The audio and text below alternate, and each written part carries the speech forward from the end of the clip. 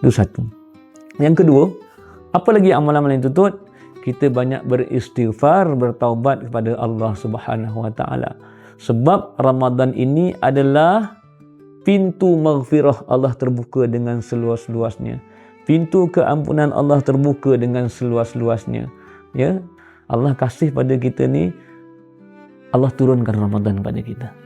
Allah sampai ke bulan Ramadan sebab Allah nak cuci dosa-dosa kita.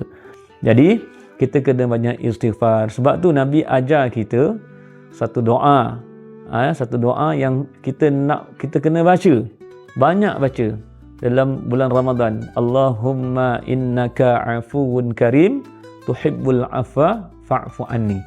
Di masjid-masjid, di surau-surau bergema ya doa-doa ini.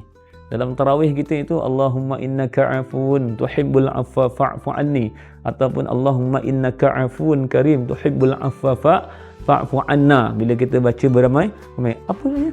Kita minta keampunan Allah Subhanahu Wa Taala. Jadi banyak istighfar, banyak buat solat sunat taubat. Sebab apa? Kita merayu pada Allah ya, supaya Allah ampunkan dosa-dosa kita. Penting sangat ke keampunan Allah? Sangat penting. Sebab itu dalam solat kita hari-hari pun, berapa banyak kita minta ampun dengan Allah. Kalau perasan, apakah bacaan tasbih kita ketika duduk antara dua sujud? Rabbil firli warhamni wajburni warfa'ni warzuqni wahdini wa'afini wa'fu anni. 8 benda kita minta. Daripada 8 benda tu kita minta, dimulai dengan kita minta ampun daripada Allah, Rabbil firli.